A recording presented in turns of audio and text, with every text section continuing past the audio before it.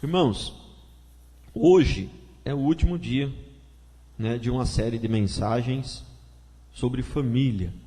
Eu creio que está uns 3 meses já, mais ou menos, que a gente está ministrando sobre família. Então, obviamente, em 3 meses, né, eu não ministrei nenhuma mensagem repetida, né, nenhuma palavra assim repetida. Mas lógico que se é 3 meses falando sobre família, né, não tem como você não repetir os assuntos, né, de maneira diferente, lógico, com outra palavra, com outra língua, né, para um outro ângulo e tal, mas não tem como você não repetir as mensagens, né? Então, eu não preguei nenhuma palavra repetida, mas às vezes você fala do mesmo assunto algumas vezes e de maneira diferente, né?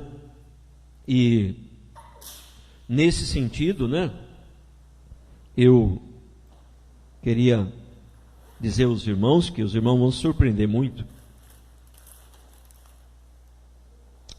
Mas eu conheci uma pessoa que era muito repetitiva, mas muito. A mais de todas que eu já conheci. Que era mais repetitiva. Só que era uma pessoa muito sábia, né? Nunca repetia a coisa do mesmo jeito. Sempre um outro ângulo, com outra palavra, mas sempre querendo dizer a mesma coisa. E sabe quem era essa pessoa? O nome dele é Jesus Cristo. Né? Né?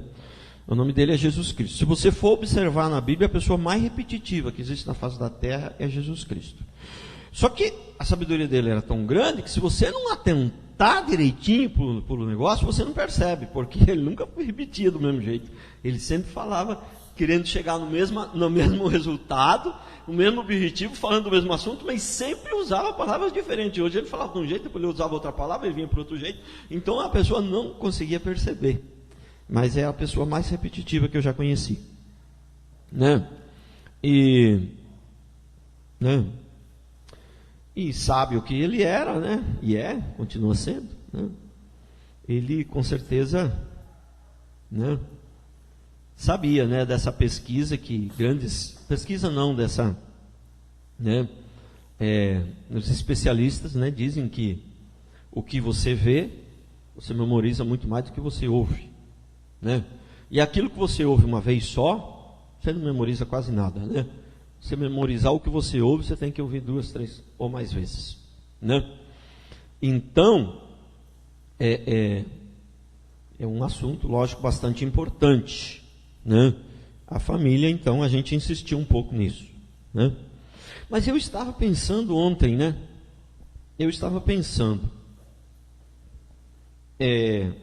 Tem gente que vai para a igreja para se sentir bem, para sentir um frisson, para sair em paz, né?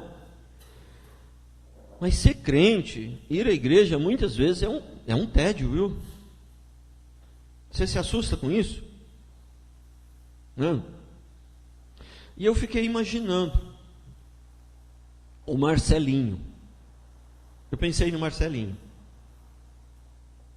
Pensei nele mesmo, né? 15 anos, 16 fez agora, 16, está ficando velho, hein, rapaz? Então eu pensei no Marcelinho. Eu falei, passar 2, 3 meses ouvindo sobre família, na maioria das vezes sobre casamento.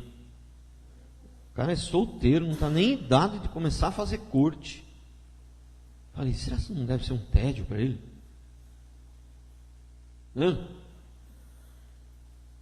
Aí eu pensei no Paulinho e na Jéssica. Paulinho e a Jéssica não está aqui, mas é um casal da nossa igreja aqui que eles vêm à noite. É um casal que não tem filhos, né? E a gente falando aqui sobre educação de filho e repetindo. Falei, meu Deus do céu, né? Então, irmão, se a gente vai para a igreja para se sentir bem, para sair em paz, eu acho que nem sempre vai dar certo. A gente tem que ir na igreja para aprender, para servir a Deus, né? Para ser fiel a Deus, né? Para que as nossas vidas sejam transformadas, e nem sempre o culto vai ser tão gostoso, né? E nem sempre, eu acredito que o assunto sempre é para nós. Mas nem sempre ele vai ser totalmente, diretamente para nós ali naquele dia, né? Mas eu creio que, sabe, eu creio que tudo que foi falado sobre casamento, eu creio que não é perdido para o Marcelinho. Eu creio que se ele guardou no coração, um dia vai ser útil. Eu creio que tudo que foi falado para filhos, ainda que o Paulinho e a Jéssica não venham a ter filhos, eu creio que deve servir, né? Eu creio que sim, né? Por isso que, por esse e por outros motivos, né? Que ser crente, sabe, e estar sempre com o coração aberto para ouvir, irmão, não é muito fácil. Não é muito fácil, né? Porque quando você está ali, o assunto tem tudo a ver com a sua vida. O pastor é aquele cara que você tem afinidade, o jeito que ele fala, se ele demora para falar, se ele fala pouco, se ele fala alto, se ele fala baixo, puxa, rapaz, aí é gostoso. Mas quando você consegue isso, é muito difícil, né? É quase mais fácil se acertar na loteria, né? Do que ter alguém assim, dá tudo tão certo, a palavra ser sempre, né, o assunto que você gosta, o assunto que tem tudo a ver com você, o pastor tem total afinidade, é o jeito que ele fala, é difícil, né? Você vai ter que passar pelas igrejas todas, né, da face da terra, e eu quero dizer para você que você não vai achar. Você não vai achar, porque aí teria que ter uma igreja construída só para você, né? Aí teria que ter uma só para você. Por isso que tem pessoas que na verdade não encaixam em igreja nenhuma, não são felizes em lugar nenhum, né? Que a pessoa não entende esse tipo de coisa, né? Então hoje o último dia desta série de mensagem, né, sobre família, e eu quero começar com um princípio. É assim que para muitos pode ser um tanto complexo, né? As pessoas não têm muito entendimento sobre isso, mas eu entendo que não tem muita dificuldade. Eu entendo que está meio claro, inclusive na Bíblia, né? Ninguém tem dúvida que o filho tem que obedecer aos pais, né? Mas até quando? Até que idade? Até quando um filho tem que obedecer plenamente os pais, né? Porque a gente sabe que um filho, depois que ele casou, ele formou outra família, né? E aí um pai também é até meio indecente, o pai chegar aí e ficar dando ordem para o filho, faz isso, faz aquilo, peraí, né? Então o filho tem que obedecer os pais sempre, ele tem que respeitar e honrar sempre enquanto viver, mas obedecer, e o pai nem deve ficar dando ordem para um filho que já casou, que já tem outra família, né? Eu fico pensando, né? Meus filhos, né? Um tem uma empresa, eu vou lá na empresa dele e falar, faz isso, tá certo? Eu posso aconselhar ele, meu filho, olha, ó, é o que eu tenho feito.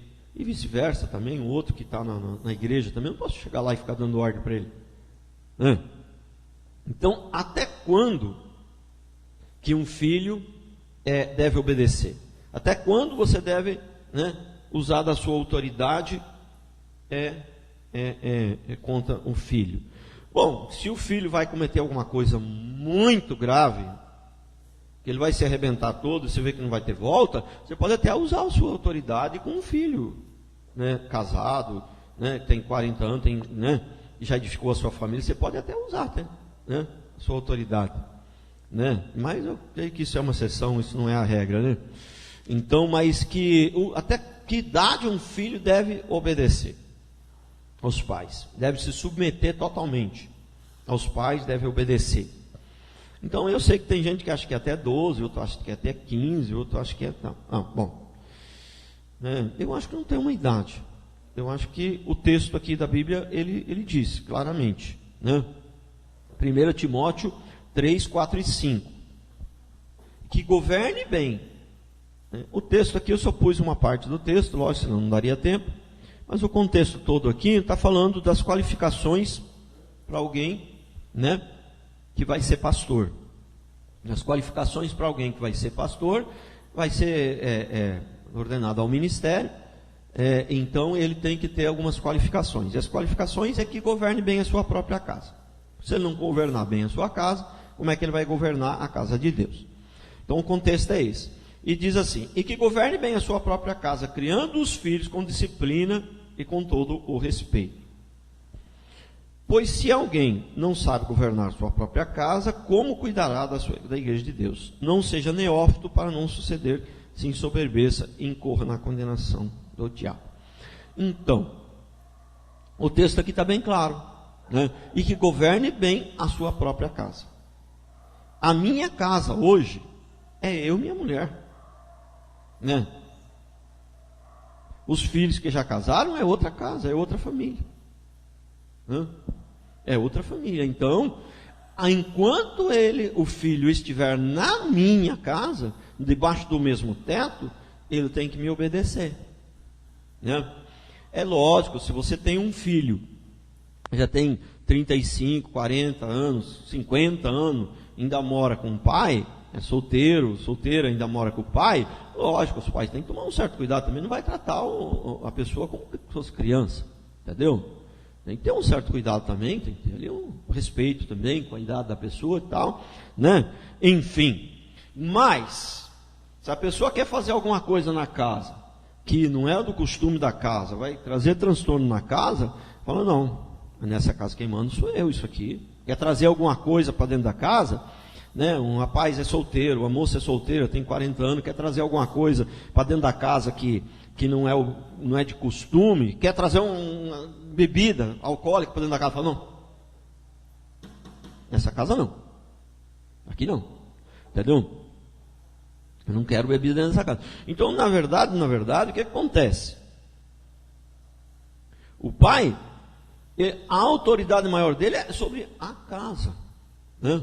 Então, quem está debaixo desse teto tem que obedecer, né?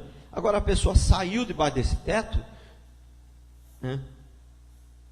Acho que ainda que não casou, mas se é de maior, tem o seu trabalho e mora em outro lugar, ele tem que continuar respeitando, né, e honrando.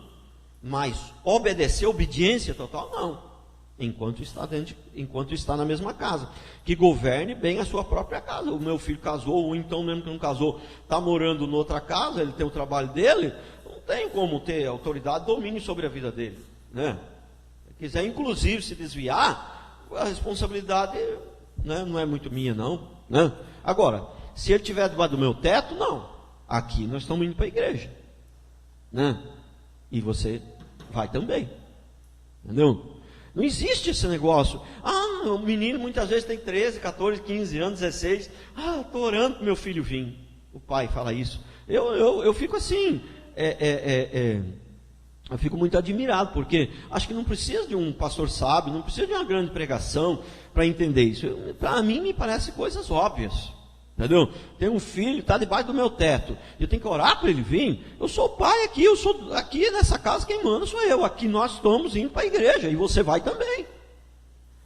Mas eu vou lá, mas só vai o corpo, o coração, você põe onde você quiser. Mas você fisicamente você vai, porque nós estamos indo. Entendeu? Aqui é assim que funciona, né?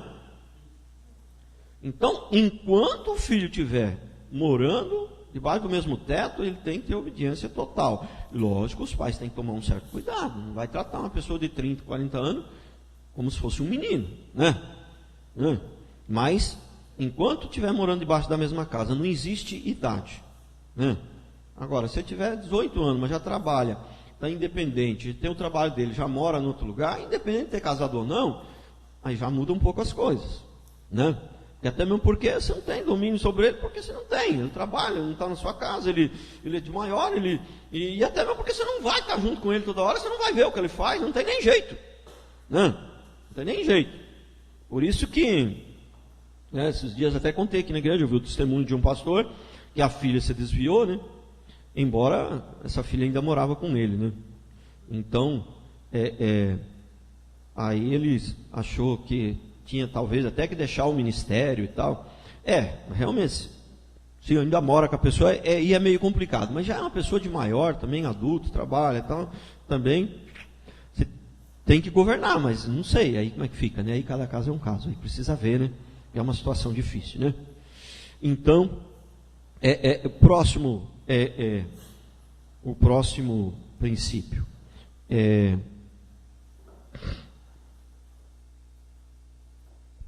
Eu vou pular alguns aqui, porque eu vou pais devem educar-se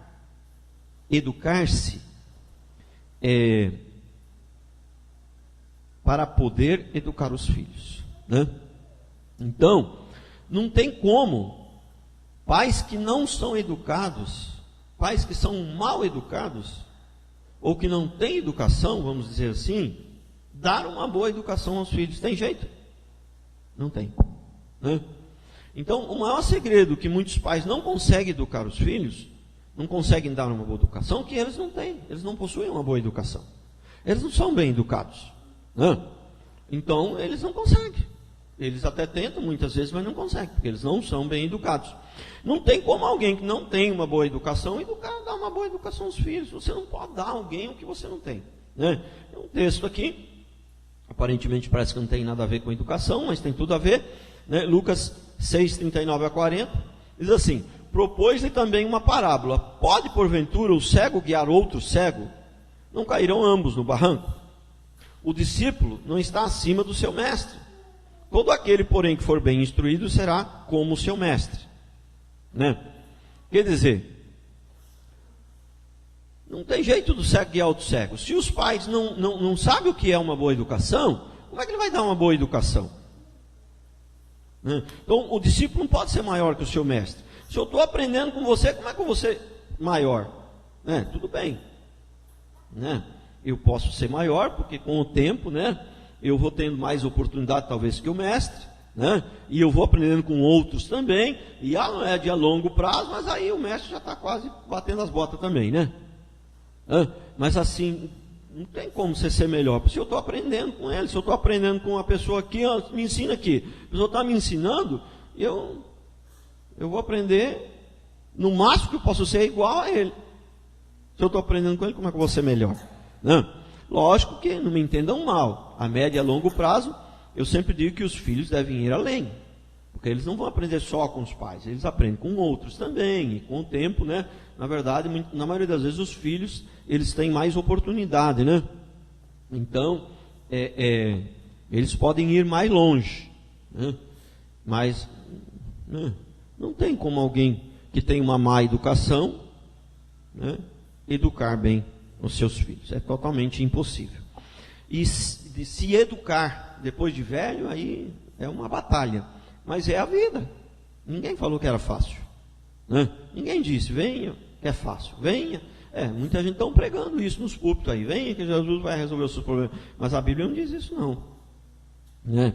A Bíblia não diz isso não, né? E um outro princípio importante, irmãos: a criança, ela já nasce com uma natureza maligna, né? E não só maligna, como maligna e perversa. A criança já nasce com essa natureza. Você já viu aquela história que diz assim: a criança é inocente, não tem maldade? Você já viu? Tem um fundo de verdade, tem, né? Mas isso não é verdade. Que a criança é inocente, né? Não. Mas tem um fundo de verdade, eu vou explicar. No sentido de que você percebe que a criança, né, ela não tem assim aquela artimanha de arquitetar uma mentira como um adulto para parecer uma verdade e tal. Ela não tem essa artimanha, a criança, né? Mas dizer que a criança é inocente, né?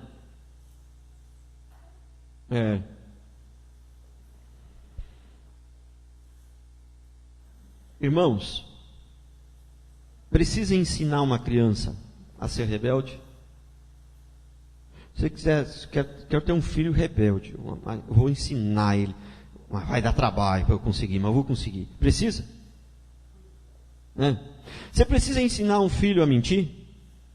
Não precisa. Você precisa ensinar o filho a bater no amiguinho dele? Não precisa. Você precisa ensinar o filho, o menino, a quando uma outra criança que vier querer brincar com o brinquedo dele assim, atacar o menino? Você precisa ensinar? Não precisa. Por quê? Por que não precisa? Porque a criança, ela já nasce com uma natureza maligna e rebelde. Por quê? Por quê? Por que Jesus não podia nascer de uma relação sexual? Porque sexo é pecado? Não. Não. Porque sexo dentro do casamento não é pecado, né? Por que ele não podia nascer de uma relação sexual? Por quê? Se ele nascer de uma relação... Você sabe que a semente vem do homem, né? Entendeu? Então, o que acontece? Né? A relação sexual, ele receberia a semente de Adão, que é a natureza maligna. Então, por isso que Jesus não podia nascer de uma relação sexual. Por isso que Jesus não tinha a natureza maligna, né? Porque ele não nasceu de uma relação sexual, né?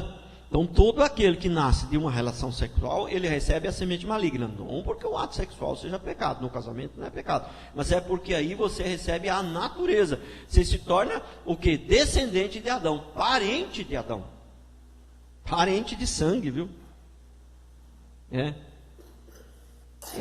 Não é parente de sangue no sentido literal, mas né? Parente de Adão, descendente de Adão. Entendeu? Então, se você é descendente de Adão, e todo ser humano, sem exceção, é descendente de Adão, inclusive Maria, apóstolo Paulo, João, todos são descendentes de Adão, porque nasceram de uma relação sexual. Então, todos então receberam a semente maligna. Então, Maria, Paulo, Pedro, tinha a semente maligna? Lógico que tinha, né? Mas Maria não foi uma mulher maravilhosa? Foi, lógico, foi. Foi.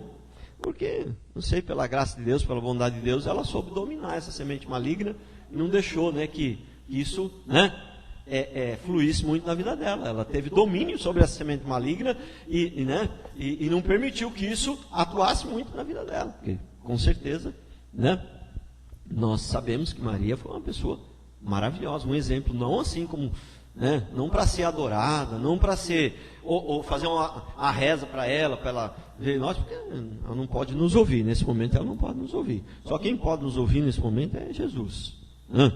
Entendeu? E Deus, Pai, Filho e Espírito Santo, né? Então, mas a criança nasce com a natureza maligna. Olha o que diz Provérbios 22:15. A estúcia, né, está ligada ao coração da criança, mas a vara da disciplina a afastará dela, né?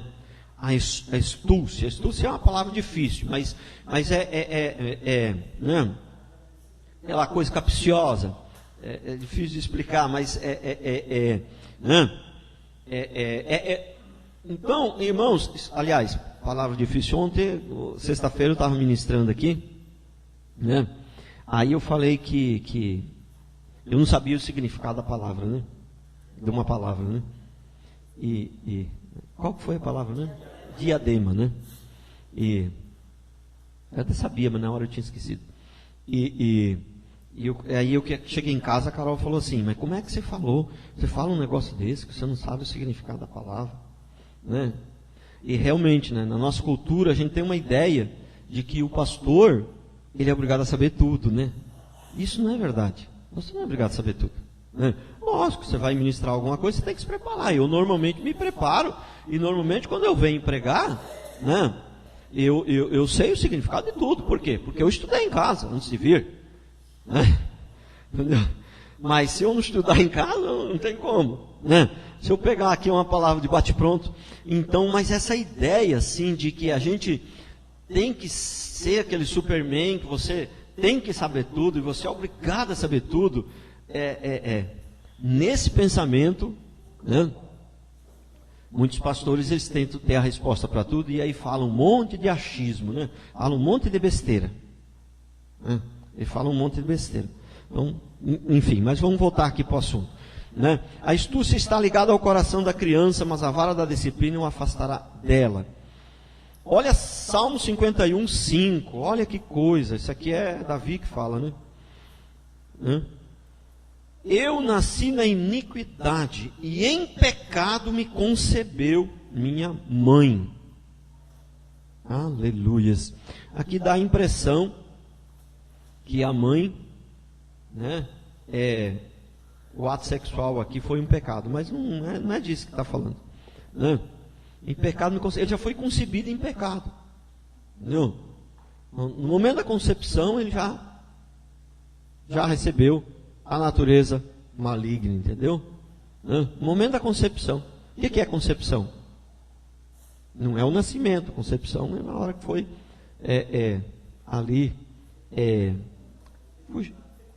fecundado. Isso, me fugiu a palavra, obrigado. Na hora que foi a fecundação, né? Fecundação. Então, você veja bem, já não é uma questão da pessoa ter cometido erro, é a questão de receber uma herança. Então, é igual a criança, nasce, é filho do Bill Gates, entendeu? Então, não é uma questão, não sei se Bill Gates tem filho, mas, falando aqui, né? Filho do Bill Gates. Aí, não é uma questão dele ter feito alguma coisa. Na hora da concepção, o embrião já está podre rico. Ele já está podre rico. Você prestou atenção, que coisa? Entendeu? Então, assim somos nós. Na hora da concepção, você já está em pecado. Deu para entender? Foi boa essa ilustração. Foi boa. Veio aqui de bate-pronto, mas foi boa. Entendeu? Você já está em pecado na hora da concepção. O filho do Bill Gates já está podre rico na hora da concepção. Olha que coisa. Não tinha preparado essa ilustração não, mas você sabe que foi boa. Irmãos, é tremendo. Entendeu? Então, olha, o que Davi fala, eu nasci na iniquidade e em pecado me concebeu minha mãe. Salmo 53, 2 e 3. Né? Do céu, olha Deus para os filhos dos homens, para ver se há quem entenda, se há quem busque a Deus. E aí diz, todos se extraviaram e juntamente se corromperam. Não há quem faça o bem, não há nenhum sequer. Entendeu? Você sabe que essa palavra todos, aliás, todas as palavras, tem vezes que você precisa avaliar o contexto, né? Todos quem? Às vezes pode falar todos no contexto daquele momento. Mas aqui o contexto é geral, porque ele fala, olhe para o céu. Entendeu? E todos se extraviaram. Aí o contexto é todos mesmo, é a humanidade toda. Né? Entendeu? Então todos se extraviaram. Então não tem alguém bom. Não tem nem Maria, nem Pedro, nem Paulo, nem João. Todos. Né? Lógico, quero repetir. Maria, apóstolo Paulo, Pedro, com certeza são pessoas maravilhosas, né? Que foram, nós não somos dignos nem de limpar o pé deles, né? Mas assim dizer que eles são santos e que estão nos ouvindo e que foram perfeitos e, né? Não, isso aí não tem. Eles são santos assim como nós. Diz que todos que se converte, seja apóstolo, seja quem for, toda pessoa que se converte, ela se torna santo, mas santo no sentido de, não de ser perfeito, que o Senhor nos santifica, Ele nos purifica, Ele pagou o nosso pecado, nesse sentido, né? Então,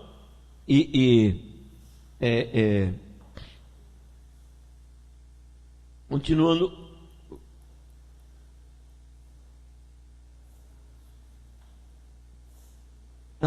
passamos para o próximo então aqui, né?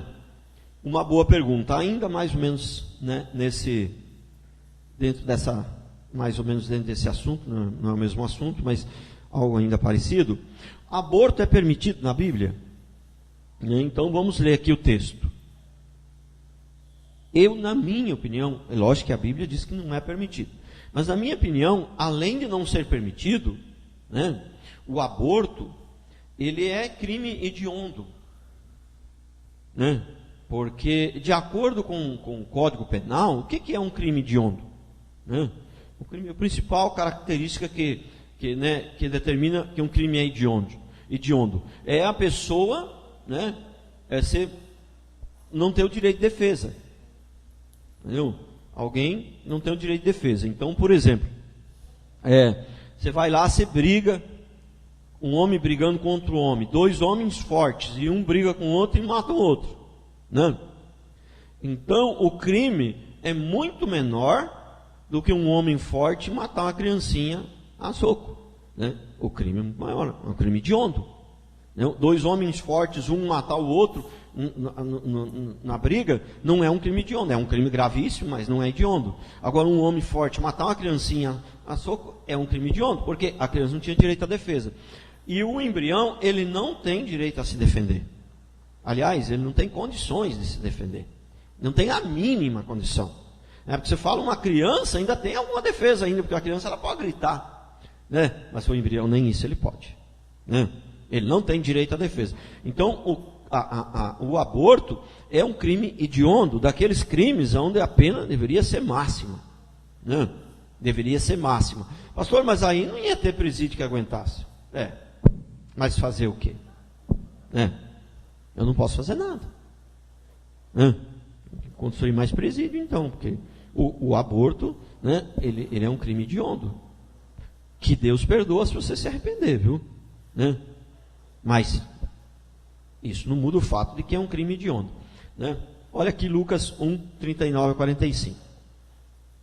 Naqueles dias dispôs-se Maria, né, foi apressadamente à região montanhosa, a uma cidade de Judá. Entrou na casa de Zacarias e saudou Isabel. Né? Isabel era a mãe de João Batista. Ouvindo esta saudação de Maria, a criança lhe estremeceu no ventre. Então Isabel ficou possuída do Espírito Santo, né?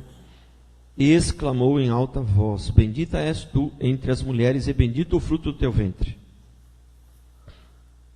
E de onde me provém que venha visitar a mãe do meu Senhor? Texto forte, né? Entrou na casa de Zacarias e saudou Isabel. Ouvindo esta saudação de Maria, a criança lhe estremeceu no ventre. Irmãos, já tinha, né? E alguns, apesar que há bastante divergência aqui nesse coisa, mas, né, alguns estudiosos dizem que, né, ela não estava grávida, estava grávida de pouco tempo. Ali tinha um embrião ali. E o embrião se estremeceu ali, já era uma vida ali. Já pensou se Isabel, ou até mesmo Maria também aqui, resolvesse abortar? Deus amado, né? Nunca vi ninguém falar isso, uma coisa dessa, né? Até um arrepio.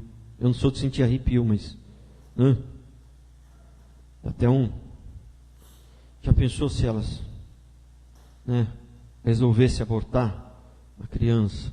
E é uma criança ali, a criança já sentiu a presença da outra mulher. A criança já sentiu a presença ali. João Batista, né? Sentiu a presença de Maria ali. Irmãos, que coisa forte. Pensa numa coisa dessa. Pensa num aborto. Coisa terrível. Hein? A criança, ela já é uma criança. Ela, né? E olha, além da Bíblia, lógico que é o principal, né? Que é a nossa principal regra de fé, né? A gente vê os profissionais da medicina, né, dizendo que a criança, ela sente, né? O embrião ali, ele sente, né? Tem sentimento, né? Ele não sabe falar, não sabe ouvir, não pode e tal, mas ele, né? Ele consegue, inclusive, até interagir, né? Então realmente bastante forte, né? Continuando a leitura, pois logo que me chamou aos ouvidos a voz da tua saudação, a criança estremeceu de alegria dentro de mim. Irmãos, a criança, o embrião, estremeceu de alegria, irmãos. Aí tem gente que querem abortar. E uma coisa que eu descobri, irmãos, não, lógico que não são todos, mas a grande maioria mesmo, dessas pessoas que são contra, eu não vou falar sobre esse assunto hoje, mas, né, o nosso tema não é esse, mas a Bíblia é a favor da pena de morte, viu? Entendeu? A Bíblia é a favor da pena de morte. Mas o texto lá no mandamento diz: não matarás. Não matarás. Eu individualmente não posso matar, né? Não posso decidir quem tem que morrer e sair matando por aí, né? Mas o Estado, julgado por um juiz, por uma Suprema Corte, dando o direito de defesa, dando o direito de julgar novamente, entendeu? A Bíblia, ela é a favor da pena de morte. A Bíblia é cheia de pena de morte, entendeu? Né? Então a Bíblia é a favor da pena de morte. Mas esses esquerdistas que são contra pena de morte, até prisão perpétua, e são contra, né, até prender bandido. Para eles, se eles pudessem, bandido nem preso não ia. Esses esquerdistas, né? E aí então, esses dias lá foi assaltado um ônibus, né, sequestrado um ônibus lá no Rio de Janeiro, né? E o sniper, né, atirou no bandido lá e matou. Então o que acontece? Aí você tem alguns ângulos para ver, né? Então o sniper, com certeza, ele deve ter sentido, se ele for realmente uma pessoa que entende o que ele está fazendo, e se ele não entende o que ele está fazendo, ele não aceitaria fazer aquilo ali. Provavelmente ele entende o que ele está fazendo. E se ele for um homem de Deus mesmo, ele deve sentir uma alegria muito grande. Pastor, sentir alegria em matar o bandido? Não alegria em matar o bandido. Ninguém pode ter alegria em matar o bandido. Nem Deus não se compadece com o sofrimento do ímpio, com a derrota do ímpio. Não alegria em matar o bandido, mas alegria em salvar 36 pessoas de bem. Alegria em matar o bandido? Lógico que não, isso é um absurdo. Era só o que faltava, um crente ter alegria de ver um bandido morrer. Era só o que faltava, isso é um absurdo. Entendeu? Mas a alegria de salvar 36 pessoas, né? O outro ônibus lá, que aconteceu a mesma coisa, né? Os esquerdistas não deixaram o sniper atirar, e aí morreu a pessoa inocente, morreu a pessoa, né? Um outro que tinha acontecido há uns tempos atrás, um sequestro parecido com esse. Então o que acontece? Né? Tem até um texto na Bíblia, né, que fala que se a pessoa, né, entrar de noite na sua casa e se atirar nele e matar, não tem culpa, né? A pessoa invadir a sua casa de noite, se atirar nele, tem um texto assim na Bíblia. É que como hoje a palavra não é sobre pena de morte, né, eu não vou explicar os detalhes. Então, mas veja bem,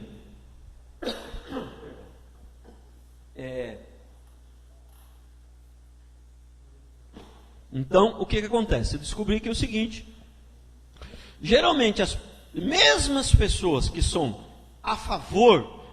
que são contra, né, a pena de morte, são contra a prisão perpétua, essas mesmas pessoas são a favor de matar criancinhas inocentes, são a favor do aborto. Geralmente são as mesmas pessoas. É o esquerdismo. Os esquerdistas, eles são contra a pena de morte, mas são a favor do aborto. Eles são contra, né, o Estado sobre um julgamento, um estuprador que já foi comprovado, já passou por uma Suprema Corte, teve direito me fugiu a palavra, a segunda defesa, como é que fala quando... Recorrer, teve direito a recorrer mais uma vez à Suprema Corte, né? Então, não pode, né? Mas matar a criancinha na barriga pode. Essa é a visão dos esquerdistas. Porque o esquerdista, ele é a favor do aborto, ele é a favor das drogas, né? Mas é contra a pena de morte para bandido, né? Então você vê que é uma coisa assim que, né, é do capeta mesmo, essas coisas, né? Então aqui, ó, repetindo a leitura aqui: pois logo que me chamou aos ouvidos a voz da saudação da criança, estremeceu de alegria dentro de mim. A criança não só interagiu, como ela sentiu alegria, né? O feto aqui, vamos dizer assim, o embrião, né? Bem-aventurado a que creu, porque serão cumpridas as palavras que foram ditas. E o Salmo 139:16 diz assim: os teus olhos me viram em substância ainda informe, e no teu livro foram escritos todos os meus dias, cada um deles escrito e determinado, quando nenhum deles ainda havia. Olha que coisa, né? Irmãos, que coisa forte isso, né? Ele te viu ainda em substância e informe, não tinha forma ainda, já te viu. Não tinha forma. Então, ó, irmãos, o negócio é Rapidamente aqui, nós não criamos filhos para nós criamos filhos para Deus. As pessoas querem ter filhos para satisfazer seus sonhos, seus desejos, seus egos, realizar o sonho que eles não conseguiram realizar, que é realizar através dos filhos. Nós não temos filhos para nós criamos filhos para Deus. O exemplo mais claro, João Batista, Jesus, Maria, a Isabel criaram filho para Deus. O exemplo mais claro então é Samuel, que Ana, mãe de Samuel, fez um voto com Deus. Se o filho dela, Deus desse um filho para ela, ela entregaria ele ao Senhor, e aí ela entregou ele ao sacerdote Eli, para ser sumo sacerdote, para ser sacerdote, ser servo de Deus, para servir melhor dizendo, para servir ao sacerdote Eli, para ser servo na casa de Deus. Foi o que Ana fez o voto, prometeu e fez. Então, esse aqui é um símbolo de como nós devemos ter com nossos filhos. Nosso filho, nós temos que ter filho para Deus. Esse filho Deus, ele é de Deus, ele não é meu, ele é de Deus. Eu vou cuidar dele para Deus. Senhor Deus, olha esse menininho aqui, esse aqui é meu filho. Mas na verdade ele é do Senhor, ele é meu filho. Foi usado aqui, no caso das irmãs, meu ventre aqui, o meu marido, para nascer essa criança, mas ele é seu e nós vamos cuidar dele para o Senhor, viu Deus? Esse que é o pensamento que nós temos que ter em relação aos filhos. É esse que é o pensamento. E,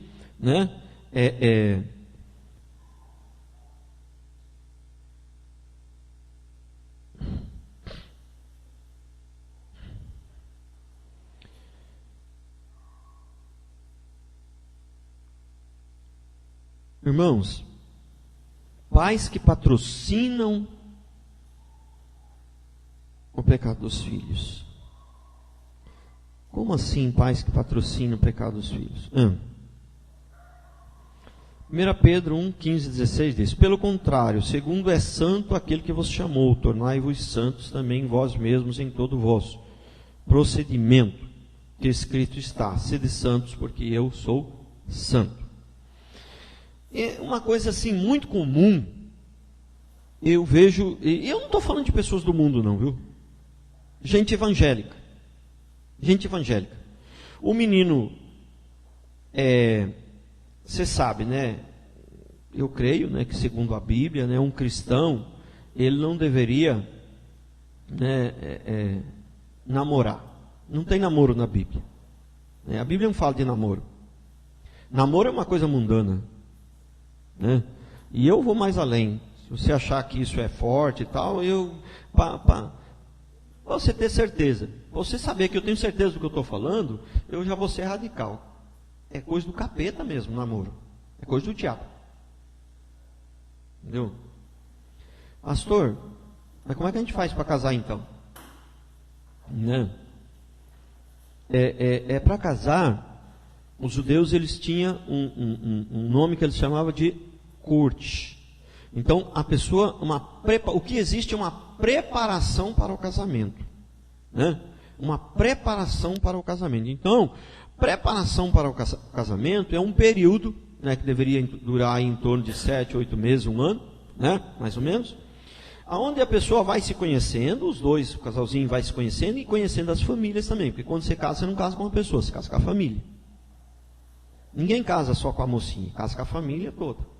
Entendeu? Não! Não, vai nessa. Você casar com uma pessoa que a família é meio endemoniada, você não vai ter paz. A não ser que você se mude para outro país, mas mesmo assim hoje fica complicado porque eles mandam um zap. Entendeu? É sério isso. É sério. Entendeu? Então eu vejo, por exemplo, meu sogro faleceu faz uns 8, 10 anos. Meu sogro era muito gente boa, uma das pessoas que eu mais assim gostei na vida, que eu mais amava, que eu mais gostava, que eu mais tinha prazer de estar junto. meu sogro. Foi a primeira pessoa, quando me converti, foi a primeira pessoa que eu preguei e converteu assim na lata. Assim.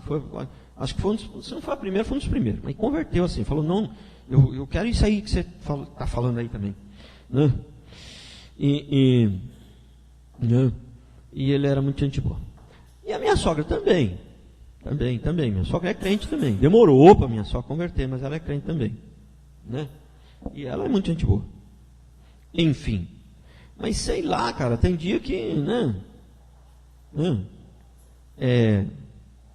a sogra lá tem uma dor de cabeça.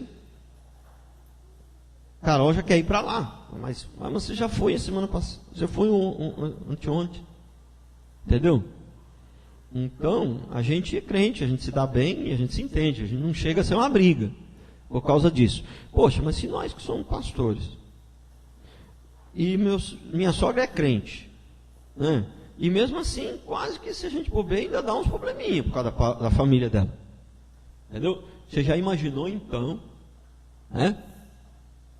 Umas famílias aí meio esculhambada aí, se não vai atrapalhar o casamento do casalzinho? Lógico que vai.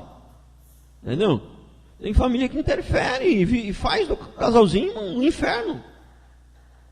Faz do casalzinho um inferno. Entendeu? Então é o seguinte, nós temos que ser santos. E namoro não é santo. O que é namoro?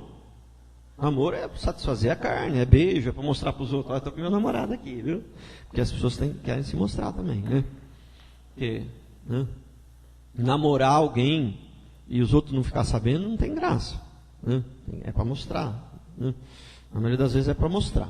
E o namoro, ele não tem uma conotação de algo de preparação para o casamento. Namoro, na nossa nação, não sei como é que é nos outros lugares, eu creio que todo lugar é assim. A conotação do namoro é para quê? É para diversão, é para curtir, né? Normalmente é para curtir. Porque quando você pega uma pessoa com 22, 25 anos talvez, você está namorando para quê? Eu estou pensando em casar. Às vezes, nem sempre, na maioria das vezes não. Às vezes ele fala, estou pensando em casar. Mas pergunta para um adolescente, 13, 14 anos, você está namorando? Quando vai ser o casamento? Que isso? Estou pensando em casar não. Mas você não está pensando em casar, está namorando para quê? Né? Para pecar um pouquinho antes de casar, né? É para isso. Não. Então o que acontece? Mas aí eu vejo, como eu estava dizendo anteriormente, eu vejo não pessoas que não são evangélicas não, pais crentes. O filho está com 15 anos, eu já começo a ficar meio preocupado. Mas não arrumou a namorada ainda? Entendeu? Pai crente. Entendeu? 14, 15 anos. E já fica preocupado? Será que não é homossexual? Entendeu? Irmãos, não, porque eu era pegador. Entendeu? Eu não era, estou falando aqui um exemplo, né? Esses pais aí. Não, porque eu era pegador. Né? E aí, pais crentes, entendeu? Quer que o filho seja pegador. Aonde que nós vamos parar com esse negócio? Assim não dá. O pai é crente e o menino com 15, 16 anos, 14 muitas vezes, e o pai já começa a ficar preocupado.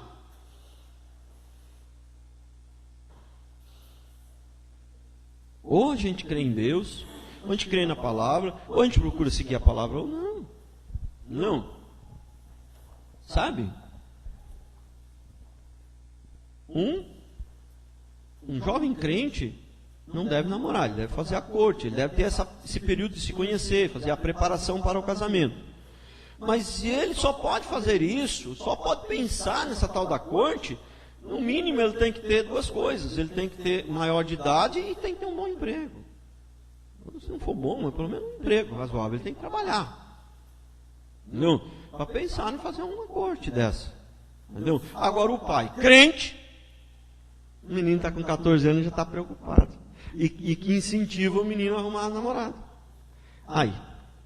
Aí fica difícil, né? Aí fica difícil. Aí a nossa juventude vai para o buraco mesmo. Né? Aí não tem como as igrejas ser santa desse jeito. Não tem como se ter uma igreja santa. Não tem como ter um povo santo, como está escrito aqui na palavra. Desse jeito. Né? Então, Sabe? Para encerrar agora, um ponto também um pouco polêmico, né? E hoje, na cultura nossa hoje, né, os pais não podem invadir a privacidade dos filhos. Entendeu? Privacidade. Irmãos, privacidade. Privacidade. Privacidade, eu vou falar uma coisa para você, nem adulto, casado, não pode ter privacidade. Quanto mais criança. Não existe esse negócio de privacidade. Privacidade você tem que ter para ir no banheiro. Não existe esse negócio de privacidade. Entendeu? Ah, não posso olhar o celular do meu filho porque ele vai quebrar a privacidade dele, ele vai ficar traumatizado. Irmãos, essa é a sociedade de hoje. Esse é o cristianismo de hoje, crente. Tem crente que fala isso, eu não posso olhar o celular dele. Aí eu vou quebrar a privacidade dele, ele vai ficar traumatizado. Irmãos, isso é a coisa mais ridícula que existe na face da terra. Não existe privacidade. Você quer ter privacidade? Privacidade total não existe, mas se quer ter um pouco mais de privacidade, você não case. Se casou, eu não posso ter privacidade da minha esposa, entendeu? Não posso ter segredo, não posso esconder nada dela. A privacidade é quando eu vou no banheiro. Eu vou no banheiro, eu fecho a porta. Tem casal que vai no banheiro e não fecha. Aí eu vou no banheiro e eu fecho a porta. Ali eu acho que é privacidade. Só, acabou. Uma criança, privacidade. Irmãos, essa é a coisa mais ridícula. Entendeu? Você tem que acompanhar tudo que seu filho está fazendo, tem que ver o que ele mexe no celular, você tem que saber as coisas, né, que ele faz, tem que ter, não tem que ter segredo, não tem que ter nada que ele faça, não tem que ter um local de acesso onde ele não possa entrar, aonde você não possa entrar, só ele, não pode existir nada disso. A vida tem que ser transparente, uma criança, privacidade. Ai, meu Deus do céu. Né? E eu estava ouvindo uma vez, faz muito tempo isso, para encerrar aqui, o testemunho de um pastor que pregava muito sobre família. Ele escreveu um livro sobre família, eu não me lembro mais o nome dele, escreveu vários livros sobre família, ele pregava muito sobre família, e aí ele falou sobre o filho dele. Ele falou assim que o filho dele o filho dele era um bom menino, ele educou, né, com uma educação severa e bem, né, forte, e o menino era uma benção. Mas quando o menino estava lá com 20 anos de idade, né, ele andou dando umas ordens lá para o menino não obedeceu, né? Aí, mas só que o menino não desrespeitava, não xingava, nada, ele simplesmente não fazia, né? Ele falou, olha, você não pode chegar em casa mais, né? Depois das 11h30, seu horário limite é 11h30, você mora nesta casa, esta casa tem ordem, né? E você tem que chegar 11h30, né? Tá? O filho não respondeu, não achou ruim, ficou quieto. Né? No outro dia o filho chegou 00:30. Ele já tinha feito isso já algumas vezes. Conversou com ele, aí ele falou, ele é de maior, né? Ele trabalha, né? Já falei 1, 2 vezes. Como é que eu vou fazer? Eu vou bater nele? Não. Foi lá, tirou as rodas do carro. Lá, mas aqui, o que aconteceu com as minhas rodas? Ele falou, pecado tem consequência. Você desobedeceu, você chegou 00:30, né? Aí tirou as rodas do carro. Falou, então eu vou chegar 11h30. Põe a roda, onde está a roda? Eu vou pôr lá. Eu chego 11h30. Não. A consequência agora você vai ter que colher o fruto que você plantou. Não é assim, entendeu? Está arrependido? Tá bom, legal, gostei do arrependimento, te perdoo, mas vai arcar com as consequências. Agora daqui a 2 meses nós vamos colocar a roda no carro de novo, né? Aí Se o comportamento for bom, a gente pode até baixar para um mês, conforme for. Tá bom. Aí, né? Tudo bem. Aí resolveu esse problema do carro, o menino nunca mais chegou atrasado. Nunca mais chegou depois das 11h30. Aí, mas logo em seguida desse problema do carro, com 20 anos de idade, entendeu? Começou a trancar a porta do quarto, né? E o som meio alto. Chegava a hora de almoçar, batia na porta e não ouvia, porque o som estava alto, entendeu? Aí bagunçava a ordem na casa, porque a ordem da casa tinha horário para almoçar, era meio-dia, era a hora do almoço, né? Aí o pai falou, ia lá, batia e nada. Falou, olha, o negócio é o seguinte, aqui tem hora para almoçar, bati na porta do seu quarto, você não ouviu, eu não vou ficar dando pancada na porta, que o vizinho escute. Eu bati ali, você não ouviu, e isso não pode mais acontecer. Aconteceu a segunda vez, o pai não teve dúvida. Pegou o martelinho, a chavinha de fenda, pequenininha, foi lá, tirou os pininhos da porta e tirou a porta. Tirou a porta, falou, é o seguinte, nunca mais, foi as duas experiências, nunca mais o menino trancou a porta, passado um mês lá, botou a porta de volta, nunca mais o menino chegou depois das 11h30, nunca mais o menino trancou a porta. O menino não, um homem, né, que ele tinha 20 anos. Então esse foi um testemunho que eu vi o pastor falar. Um pastor que escreveu vários livros sobre família, não me lembro o nome dele, porque faz muito tempo isso. Então, irmãos, para tudo tem jeito, para tudo tem saída, né? É difícil você, né, um rapaz com 20 anos, como é que faz? Você vai dar uma surra? Como é que faz? Mas teve uma saída, o pai arrumou uma saída, entendeu? Arrumou uma saída e resolveu o problema, o menino, né, não se perdeu. Se deixasse, ia se perder, né? Então o que acontece?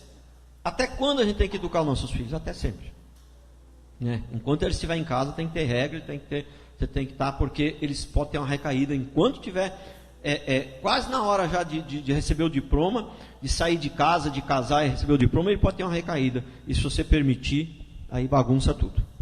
Tá certo?